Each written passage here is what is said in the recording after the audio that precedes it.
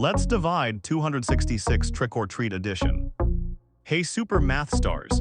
If you're having fun learning with me, give this video a big thumbs up and hit that subscribe button for more awesome math adventures.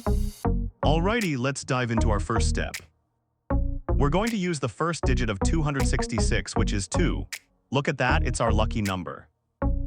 Now we ask ourselves, how many times does 2 fit into 2? It fits exactly 1 time. Let's check our work. 1 multiplied by 2 is, you guessed it, 2. Time to subtract. 2 minus 2 leaves us with 0. We're doing great. Woohoo, we conquered the first digit. Now let's bring down the next digit to make our next number.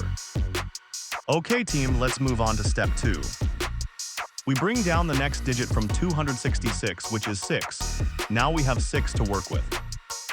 How many times does our divisor 2 fit into 6? Let's count by 2's. 2, 4, 6. That's 3 times. Time for a quick check. 3 multiplied by 2 equals 6.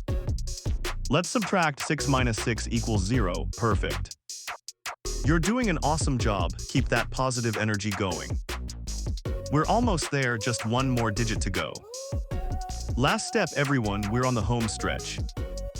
We bring down the final digit, which is another 6. Our number is 6 again. How many times does 2 go into 6? We know this one, it's 3 times. Let's multiply to be sure. 3 times 2 is 6. And now we subtract. 6 minus 6 equals 0. We did it. Fantastic work, you totally nailed this division. And that's all the digits. We've reached the end of our division adventure. So 266 divided by 2 is 133. Great job, everyone. We just tackled a long division problem together, step by step. Remember, even big numbers can be divided with a little patience and practice.